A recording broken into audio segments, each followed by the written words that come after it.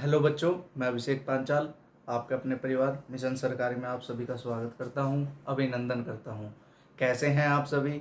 आशा करता हूं कि आप सभी अच्छे होंगे, तंदुरुस्त होंगे और कुशल होंगे। जैसा कि आप सभी को पता है, ये हमारी हिंदी की क्लास है और हिंदी की क्लास में जो हमारा टॉपिक चल रहा है वो चल रहा है उपसर्ग। उपसर्ग में भी हमने कल कर लिए थे उपसर्ग की क्या क्या कंडीशंस होती है, वो सारी हमने कल देख ली थी। क्या क्या उसके अंदर हमारी जो कंडीशन होती है, कहाँ कहाँ वो अप्लाई करने की ज़रूरत होती है, वो सब भी हमने कल कर ली थी।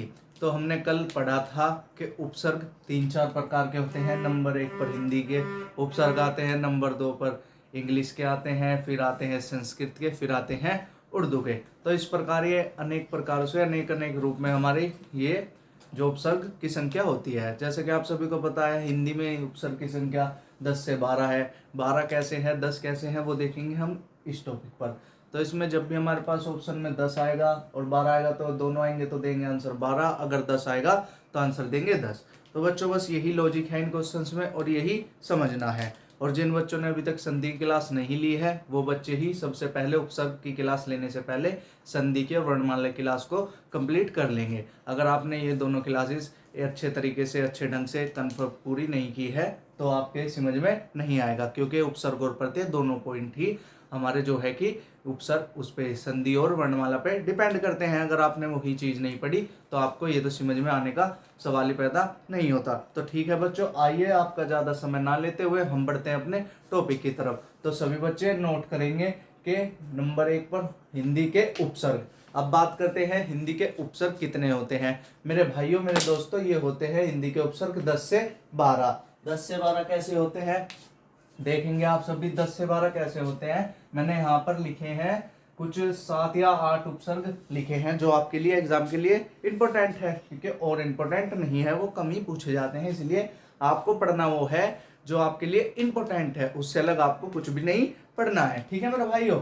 तो अगर ऑप्शन में आता है हिंदी के उपसर्ग की संख्या बताइए, ऑप्शन में 10 भी है, ऑप्शन में 12 भी है, तो आप 10 आंसर ना देके 12 देंगे। अगर ऑप्शन में 12 नहीं है, खाली 10 है, तो 10 देंगे। अगर ऑप्शन में खाली 12 है तो 12 देंगे। तो बात यह है कहने वाली, जब जब हमारे पास ऑप्शन में आंसर होगा 12, तब तक हम वो हिंदी के उपसर्ग की संख्या का जो ऑप्शन आंसर होगा वो देंगे 12, ठीक है। जब हमारे पास 12 नहीं होगा तब हम 10 देंगे। तो बच्चे, आधे बच्चे यहीं पर गलती कर आते हैं, वो सोचते हैं कि हिंदी के उपसर्ग की संख्या तो कोई कोई बताता है उसकी होती है 10, जो कि है हमारा गलत। जब जब हमारे पास ऑप्शंस में 12 भी है ना, तो मेरे भाइयों, मेरे दोस्तों, हमें आंसर 12 ही देना है। और जब हमारे पास 12 नहीं है, उसके अकॉर्डिंग 10 है या 9 है, 8 है, तो हमें 10 देना है। अब बात करते हैं इसमें हिंदी के उपसर्ग में कौन कौन से उपसर्ग आते हैं, कैसे हम इनको पहचान सकते हैं। तो सभी बच्चे एक बार इन जो मैंने 3 चीजें लिखी है, हिंदी के उपसर्ग और उर्दू के उपसर्ग और अंग्रेजी के उपसर्ग, इन सब का स्क्रीनशॉट ले लेंगे फटाफट, और जो नोट कर रहा है वो झट से इसको नोट कर लेगा। फिर बढ़ेंगे हम अगले पॉइंट की तरफ, अगले टॉपिक की तरफ, कि कैसे हमारे हिंदी के उपसर्ग बनते हैं, कैसे हमारे अंग्रेजी के बनते हैं और कैसे हमारे उर्दू के उपसर्ग बनते हैं। तो बात आती है नंबर 1 पॉइंट है, वो है हिंदी के उपसर्ग। आप सभी को पता ये होते हैं 10 से 12, जो मैंने अभी आपको बताया है। फिर बात करते हैं उर्दू के उपसर्ग। उर्दू के उपसर्ग, इनकी संख्या कितनी होती है मेरे भाइयों, इनकी संख्या होती है 19, लेकिन मैंने लिखे हैं आपके लिए यहाँ पर कुल 7 से 8 उपसर्ग। ये इसलिए लिखे हैं क्योंकि आपको बिल्कुल 19 याद करने की जरूरत नहीं है। अगर आप इनको याद कर लोगे तो ये आपके उर्दू के 19 के 19 उपसर्ग हो जाएंगे क्लियर, ठीक है मेरे दोस्तों। तो अब बात करते हैं अंग्रेजी के उपसर्ग। अंग्रेजी के उपसर्ग है हमारे 8। 8 में से मैंने लिखे हैं यहाँ पर 5। अगर आप इन 5 को भी ढंग से समझ लोगे तो आप आने वाले जो आगे के वो 3 बचे हैं उनको भी आप याद बहुत ही अच्छे बेहतरीन तरीके से कर सकते हो। तो आपको जो याद करना है, जो इम्पोर्टेंट बात है, वो बिल्कुल ये ही है, ठीक है मेरे भाइयों। तो आपको, मेरे दोस्तों, आपको ये इंपॉर्टेंट ही याद करने हैं, क्योंकि अगर आपने ये याद नहीं किए तो आपके जो इनसे आगे बच गए हैं वो उनको आप नहीं बना सकते, उनको आप याद नहीं कर सकते। तो सबसे पहले हम स्टार्ट करते हैं अंग्रेजी के उपसर्ग या फिर हिंदी के उपसर्ग। चलो हिंदी के उपसर्ग से देख लेते हैं। हिंदी के उपसर्ग में सबसे पहले वो कंडीशन कहता है कि हिंदी के उपसर्ग कितने होते हैं। तो सभी भाइयों को पता है ये होते हैं हमारे 10 से 12, ठीक है मेरे भाइयों, ये कितने होते हैं 10 से 12। अगर ऑप्शन में है हमारे पास 10 भी है, 11 भी है और 12 भी है, तो आंसर देंगे हम 12। और जब हमारे पास ऑप्शन में 12 नहीं है, 9 है, 10 है और 11 है, तो आंसर देंगे हम 10। तो जब जब हमारे पास ऑप्शन में 12 होगा तब तब आंसर 12 होगा, जब जब हमारे पास ऑप्शन में 12 नहीं होकर 10 होगा तो आंसर हमारा 10 होगा। अब बात करते हैं, जैसे पहला शब्द है इसका, ये शब्द है, ठीक है मेरे भाइयों, शब्द क्या है, शब्द है अभाव। ठीक है मेरे भाइयों, अभाव। और दूसरा शब्द क्या है, दूसरा शब्द जो है वो है मेरे दोस्तों, मेरे भाइयों, वो है शब्द अजान। ठीक है मेरे दोस्तों, दो शब्द मैंने यहाँ पर आपके सामने बोर्ड पर लिखे हैं। अब हमें इसमें से ये बताना है कि इसका उपसर्ग कौन सा है और कौन सा इसका मूल शब्द है। तो कल मैंने आपको एक बात नोट कराई थी कि उपसर्ग का कैसे पता लगा सकते हैं। तो सबसे पहले मैंने आपको ये बात बताई थी कि मूल शब्द को अलग निकालकर जो शुरू में बचता है, ठीक है मेरे भाइयों, जो शुरू में बचता है वो ये हमारा उपसर्ग होता है। तो इसके अकॉर्डिंग ही हम इन शब्दों को तोड़ेंगे, यानी इन शब्दों का वर्ण विच्छेद करेंगे, संधि करेंगे इन शब्द इस तरीके से ही। तो इसमें से आप सभी को पता है अभाव में और अजान में मूल शब्द हमारा क्या है। ठीक है मेरे दोस्तों, तो आप सभी को पता है इसमें हमारा मूल शब्द क्या है, कौन सा इसमें हमारा उपसर्ग है। तो आपने देखा जब मैं अभाव की संधि करता हूं तो इसमें आप सभी को दिख रहा है जो मूल शब्द है वो है भाव, क्योंकि भाव का हमारा अर्थ होता है। और प्लस उपसर्ग क्या लगा है मेरे भाई, इसमें उपसर्ग लगा है, इसमें है। तो इससे हमें पहचान हो गई कि इसमें से हमने अभाव में से मूल शब्द निकाला भाव निकालने के बाद जो हमारा शुरू में बचता है, जो हमारा शुरू में शब्द बचता है, वर्ण बचता है, व्यंजन बचता है, वही हमारा उपसर्ग है। तो आपने देखा जब मैंने अभाव में से भाव यानी मूल शब्द को निकाला, ये हमारा हो गया मूल शब्द, यानी मैंने यहाँ पर मूल शब्द को अलग कर दिया। तो ये बच्चों, मेरे दोस्तों, मेरे भाइयों, ये बच गया हमारा उपसर्ग, यही हमारा उपसर्ग है, यानी पहले का हो गया उपसर्ग। अब बात करते हैं इसी की तरह दूसरा शब्द है, क्या इसका दूसरा शब्द है इसका अजान। अजान का क्या अर्थ है, यानी यदि मैं इसमें से जान मूल शब्द निकाल दूं, आगे छोड़ दूं उपसर्ग, तो यही हमारा उपसर्ग हो जाएगा। तो टोटल बात ये है, आप सभी को इन शब्दों में से पहले निकालना है ऐसे अलग मूल शब्द, और मूल शब्द के आगे जो शब्द बचेगा, चाहे वो 2 अंक का हो, चाहे वो कितना ही हो, वो ही हमारा उपसर्ग होगा। तो इसी प्रकार अजान में भी हमारा जो है कि ही उपसर्ग है। अब बात करते हैं नंबर 2 की। नंबर 2 क्या है, शब्द अनहोनी। अनहोनी नंबर 2 शब्द देख रहे हैं सब मेरे भाई, मेरे दोस्तों, आप देख रहे हैं दूसरा शब्द है अनहोनी। ठीक है, और अगला शब्द है वो है हमारा अनबन। ठीक है, अनहोनी और अनबन। तो आप सभी को पता है इसमें से जो हमारा मूल शब्द है वो है हमारा होनी।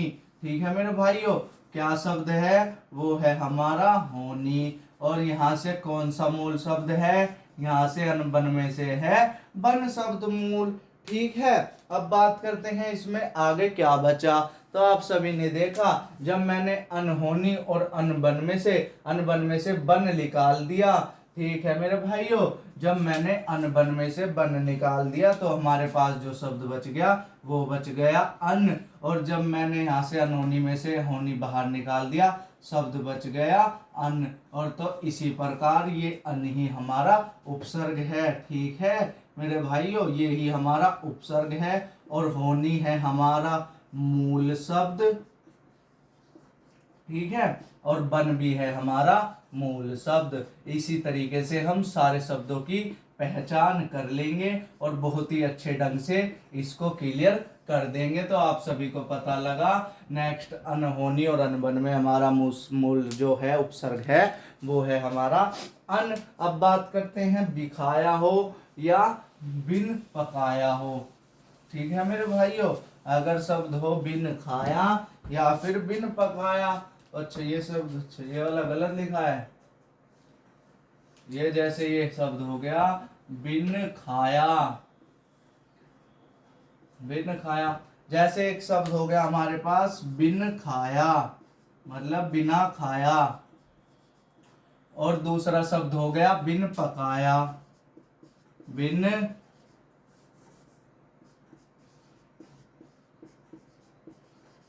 तो इसमें कुछ भी नहीं है। आप सभी को पता है इसमें मूल शब्द क्या है बिन खाया में, तो आप सभी को पता है इसमें मूल शब्द है हमारा खाया, और खाया से पहले क्या बचा है, वो बचा है हमारा बिन, तो इसलिए बिनी हमारा उपसर्ग है। अब दूसरे वाले में देख लेते हैं। दूसरे वाले में आपने देखा कि जो हमारा मूल शब्द है वो है पकाया, यानी कोई खाना हमने पकाया, और पकाया से पहले जो हमारे पास बचा वो बचा बिन, तो इसी प्रकार बिन हमारे इन शब्दों का उपसर्ग है। अब बात करते हैं हम नेक्स्ट शब्द की, कौन सा इसने शब्द हमें दिया है।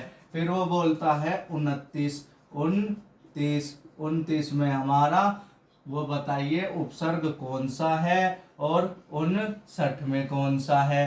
तो आप सभी को पता है जब मैं 29 में से मूल शब्द जो कि 30 है हमारा उसको अलग कर देता हूँ, और हमारे पास जो आगे शब्द बचता है वो बचता है उन, और 59 में भी जब मैं शट को शब्द को अलग यानी मूल शब्द को अलग कर देता हूँ तो हमारे पास जो शब्द बचता है वो बचता है उन, तो इन दोनों शब्दों में भी हमारा उन उपसर्ग है। ठीक है मेरे दोस्तों, तो ये सभी आपको बहुत ही अच्छे ढंग से क्लियर हो रहे होंगे। अब बात करते हैं हम अगले पॉइंट की। अगला पॉइंट है जैसे शब्द है हमारे पास नीडर, नीडर के बाद है हमारे पास निकम्मा।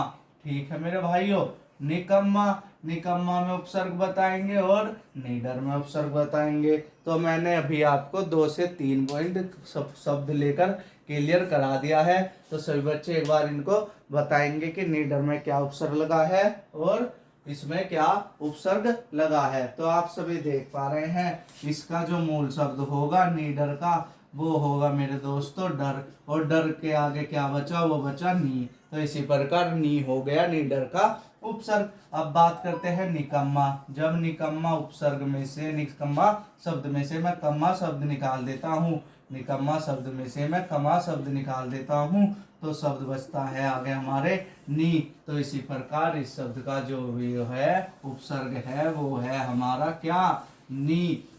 अब बात करते हैं जैसे शब्द की अध जला।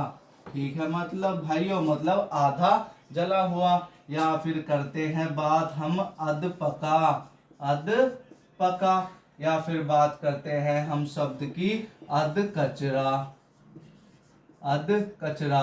तो आपने देखा इसमें हमारे 3 जो हमने शब्द लिए हैं। अब बात करते हैं इनमें से मूल शब्द कौन से हैं। तो इसमें से जो अध जला है, अध पका है और अध कचरा है, तो इसमें सभी भाइयों को मेरे दोस्तों को अलग तीनों में अलग ही मूल शब्द नजर आ रहे होंगे। तो आपने देखा कि अध जला में जो मूल शब्द है वो निकल गया हमारा जला, और जला से आगे क्या बच गया, वो बच गया अध, तो इसी प्रकार अध हो गया हमारा उपसर्ग। अब बात करते हैं अगले शब्द की तरफ। अगला शब्द क्या है, अध पका, और पका में से जब मैंने अध पका में से पका निकाल लिया मूल शब्द तो हमारे पास क्या बच गया, हमारे पास बच गया अध, इसी प्रकार इसका भी उपसर्ग हमारा अध हो गया। अब बात करते हैं तीसरे शब्द की तरफ। तीसरा शब्द क्या है, तो इसका शब्द है अध कचरा। तो आप सभी को पता है जब मैं इसमें से कचरा जो कि मूल शब्द है उसको निकाल देता हूँ तो हमारे पास जो शब्द बचता है वो बचता है अध, तो इसी प्रकार इन तीनों शब्दों का जो उपसर्ग है वो है हमारा क्या, वो है अध। तो इसी प्रकार हमने इन शब्दों से मूल शब्द को अलग करके और जो आगे बचा उससे हमने ये पता कर लिया कि कौन सा हमारा मूल शब्द है और कौन सा हमारा उपसर्ग है। अब बात करते हैं अगले उसकी अगले शब्द की। जैसे शब्द आ गया कपूत, ठीक है मेरे भाइयों, या फिर आ गया सपूत, इस प्रकार ये 2 शब्द हमारे पास आ गए। अब बात करते हैं इसमें मूल शब्द कौन से हैं। तो आप सभी देख पा रहे हैं इस पूत को ही हम पुत्र कहते हैं, इसको ही हम अपना बच्चा लड़का कुछ भी कह सकते हैं। तो इस पूत का जो पूत में जो मूल शब्द है वो है हमारा कुपूत में जो मूल शब्द है वो है हमारा पूत, और सुपूत में भी जो मूल शब्द है वो है हमारा सुपूत। और शब्द बच गया आगे, इसके आगे बच गया से, और इसके आगे बच गया ये वाला कै। तो इसी के साथ इन दोनों के जो उपसर्ग हैं वो है कै और से। आशा करता हूँ कि ये बहुत ही अच्छे ढंग से आपको समझ में आए होंगे कि हिंदी के उपसर्ग कौन कौन से किस किस तरीके से हम पहचान सकते हैं। ठीक है मेरे भाइयों, अब बात करते हैं अगले पॉइंट की, अगले सवाल की। अगला क्या बोल रहा है वो हमसे। अब नंबर 2 पर जो बात आती है वो आती है उर्दू के उपसर्ग। ये कितने होते हैं, कौन कौन से होते हैं, किस तरह हम इनकी पहचान कर सकते हैं, किस तरह हम इनके मूल शब्द की पहचान कर सकते हैं। ठीक है भाइयों, वो कई बार शब्द देकर हमसे पूछ लेता है कि इसका मूल शब्द बताइए। जैसे शब्द दे देगा वो हमें, जैसे उसने कोई शब्द मान लो जैसे अनबन ही शब्द, अनबन ही शब्द दे दिया। अब इसमें से कोई कोई बच्चा तो ये करके आएगा, ऑप्शन में हमारे पास नबन भी होगा, ऑप्शन में हमारे पास अनब भी होगा, ऑप्शन में हमारे पास नब भी होगा। ठीक है मेरे भाइयों, नब भी होगा, और ऑप्शन में हमारे पास बन भी होगा।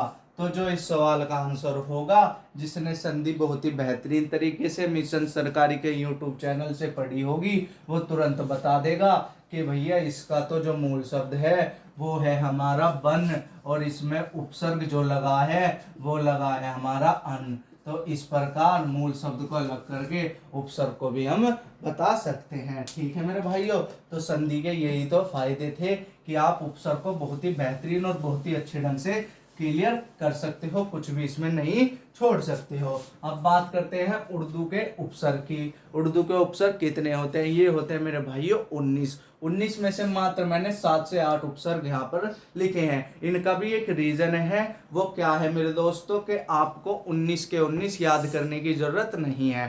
ठीक है, अगर आप इन 7 से 8 को याद कर लोगे तो अगर 19 में से जो बच्चे हैं आगे, वो उनको भी अगर उनमें से भी कोई भी शब्द आ गया तो तुरंत आप उनको बता दोगे। तो देखेंगे पहला शब्द कैसे देता है, जैसे वो शब्द दे दे ला इलाज, तो जो उर्दू में शब्द होंगे वो इसी प्रकार होंगे, अलग टाइप के थोड़े। जैसे हो गया लाजवाब, ला जवाब। ठीक है मेरे भाइयों, तो इनमें इसी प्रकार के ये शब्द होते हैं जो बहुत ही मान लो बड़े टाइप में होते हैं, या तो बड़े होंगे या फिर अलग ही लैंग्वेज के होंगे ये शब्द हमारे। ठीक है मेरे भाइयों, जैसे शब्द है ला इलाज, ला जवाब।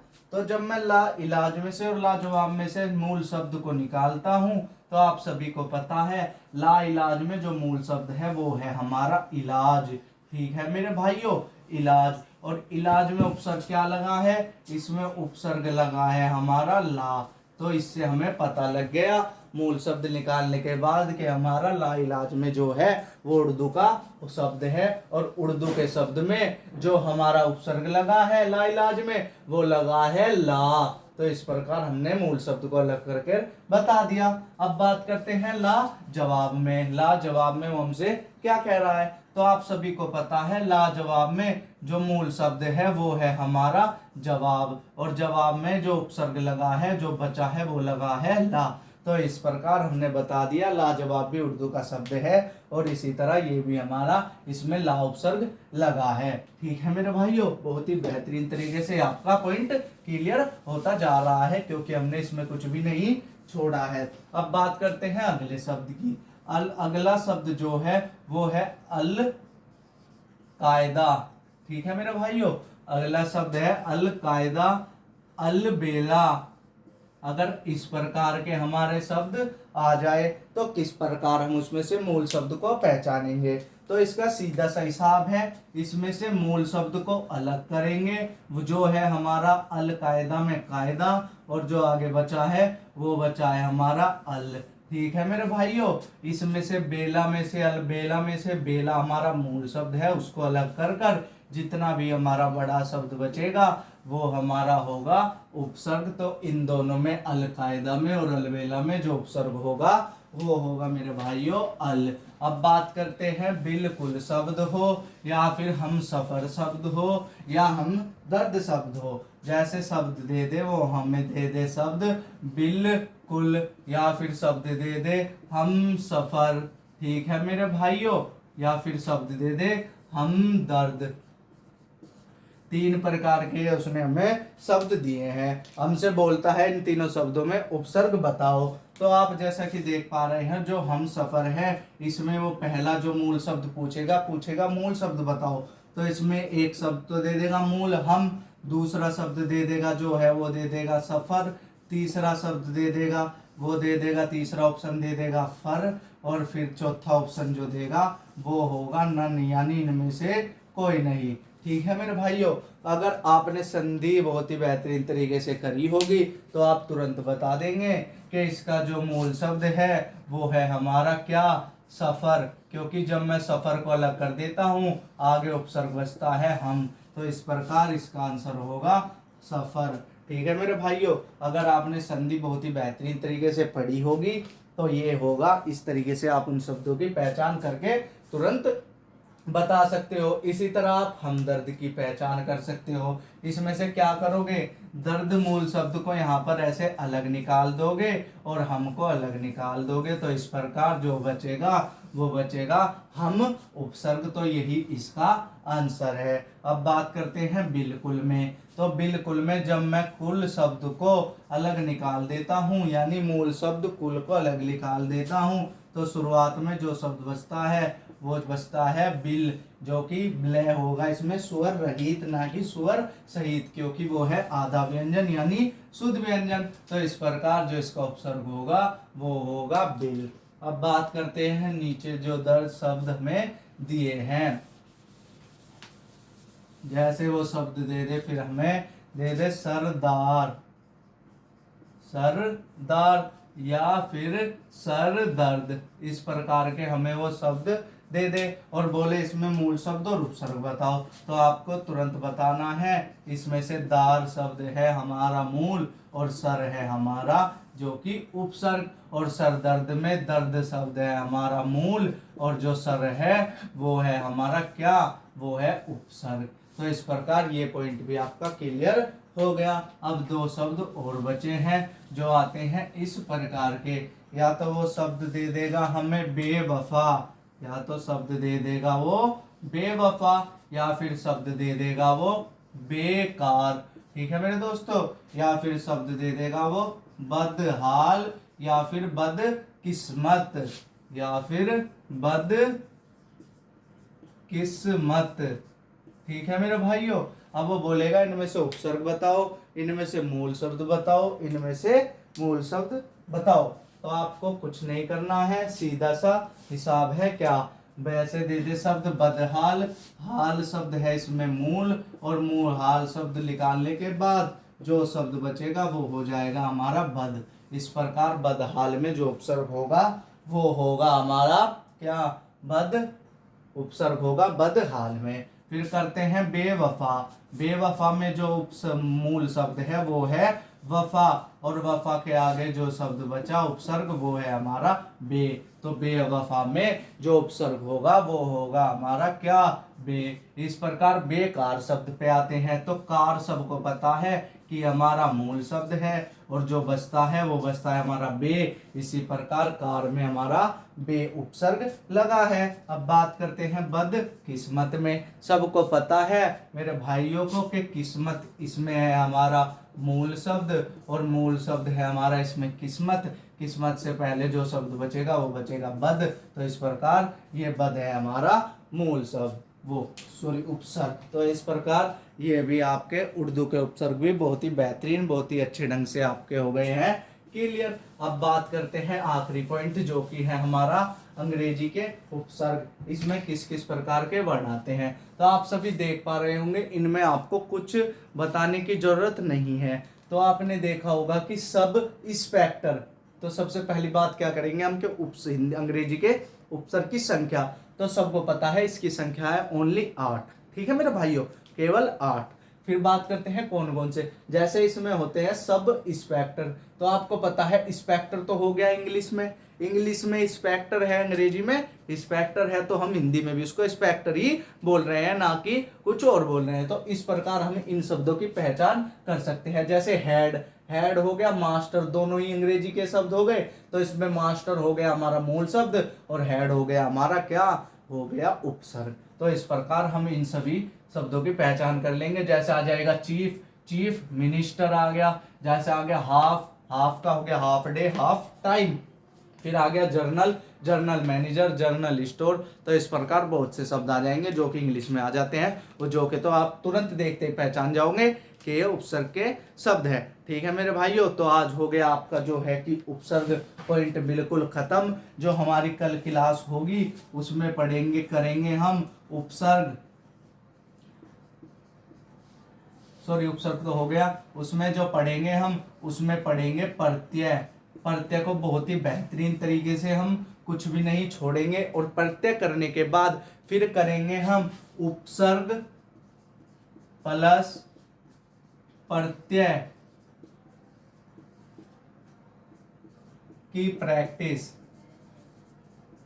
ठीक है मेरे दोस्तों, एक क्लास जो होगी हमारे प्रत्यय करने के बाद, फिर करेंगे हम उपसर्ग और प्रत्यय के, लेंगे उसमें कुछ क्वेश्चंस, और उन क्वेश्चंस को बहुत ही बेहतरीन तरीके से, बहुत ही अच्छे ढंग से हम उसको उसमें क्लियर कर लेंगे, दोनों चैप्टर को एक ही क्लास में। ठीक है, तो आशा करता हूं जो मैंने आज आपको ये कल की क्लास में जो बच गया था, ये मैंने आज आपको कंप्लीट करा दिया है। ये आपको बहुत ही बेहतरीन तरीके से और बहुत ही अच्छे ढंग से समझ में आया होगा। सभी बच्चे इसको घर पे बैठ के रिवाइज करेंगे, इसमें से कुछ भी नहीं छोड़ेंगे। और मैं बार बार आपको एक ही बात कह रहा हूं, जिसने अभी तक संधि की और वर्णमाला क्लास नहीं ली है वो कृपया करके उपसर्ग और प्रत्यय क्लास अभी अटेंड ना करे। सबसे पहले वो संधि की और वर्णमाला की क्लास अटेंड करे, उसके बाद ही हमारी उपसर्ग की क्लास अटेंड करें, क्योंकि अगर आपने वो ढंग से नहीं पढ़ी होगी तो आपको ये समझ में नहीं आएगा। ठीक है, जब तक के लिए मैं आपसे विदा लेता हूं, और हमारे वीडियोस को लाइक कीजिए, हमारे साथ लगातार जुड़े रहिए और चैनल को सब्सक्राइब भी कीजिए। ठीक है मेरे भाइयों मेरे दोस्तों, मिलते हैं नए जुनून और नए जज्बे के साथ अगली क्लास में, जो कि है हमारी